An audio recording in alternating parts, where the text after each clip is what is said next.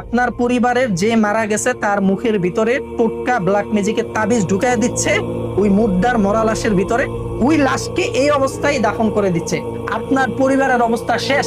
একজন অ্যাক্সিডেন্ট করছে, একজনের কিডনি নষ্ট হয়ে গেছে, একজনের ধরেন যে মৃত মানুষের যে ব্যক্তিটা মারা গেছে তার মুখের মধ্যে ব্ল্যাক ম্যাজিকের তাবিজ ঢুকিয়ে দেওয়া হয়েছে। ওই তাবিজ নিয়েই তাকে দাফন করা হয়েছে। সিরিয়াসলি বাংলাদেশের ঘটনা। মানুষ কত খারাপ চিন্তা করেন, মানুষ আপনার কিভাবে ক্ষতি করবে আপনি চিন্তা করতে পারবেন না। মানে মৃত মানুষের শরীরের মধ্যে কুফরি তাবিজ ঢুকাই দিছে, ওইটা নিয়েই তাকে দাফন দেওয়া হয়েছে। আর অ্যাভেলেবেল যেটা হয় সাধারণত কবিরাজ তান্ত্রিক টাইপের যে ভণ্ড যারা, তারা যেটা করে একটা তাবিজ দেয়, বলে এটা তাবিজ, কিন্তু ওটা তাবিজ না, কারণ আপনি তো ওটা খুলে পড়েন নাই, ওটার মধ্যে কুফরি কালাম আছে। আপনারা বলবে ওটা কবরের নিচে পুঁতে দাও, অমুক জায়গায় যাও, স্বামী স্ত্রীর কবরের নিচে পুঁতে দাও, তারপরে হচ্ছে যে কোনো একটা বাচ্চার কবরের নিচে পুঁতে দাও। এগুলো অ্যাভেলেবেল।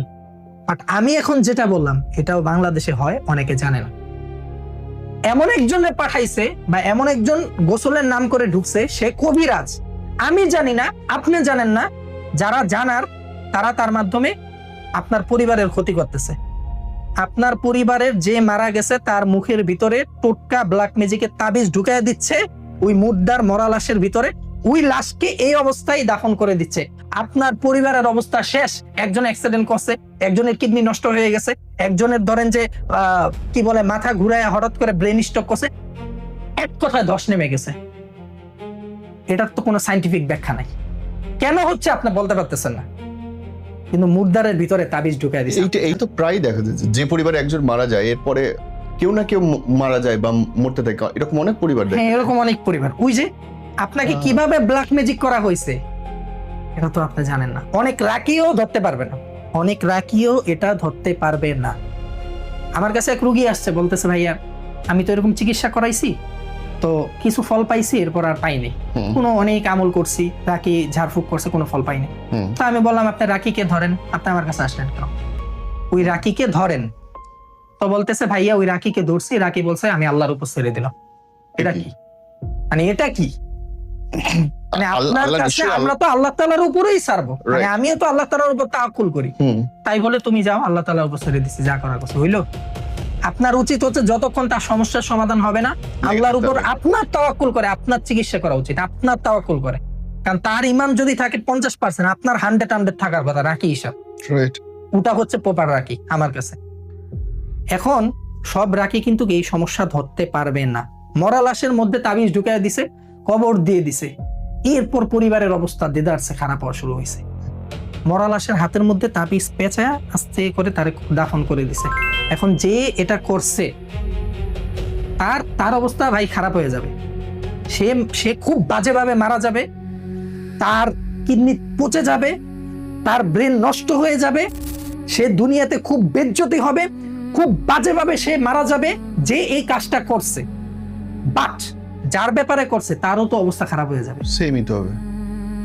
এখন আমাদের বাংলাদেশে ঘরে ঘরে ব্ল্যাক ম্যাজিক হয়, ঘরে ঘরে কুফরি কালাম করা হয় মানুষকে নষ্ট করার জন্য। আমি আপনি জানি না, আপনি আমার শত্রু, আমার হয়তো বড় কোনো গ্যাং নাই, আমার হয়তো বড় কোনো পাওয়ার নাই, আমি আপনার ক্ষতি করতে পারতেছি না। তো আমি বাংলায় সেটারে বলে, অনেকে বলে বাংলা ভাষায় প্রবাদে যে হাতে মারবো না ভাতে মারবো, হাতে মারবো না ভাতে মারবো।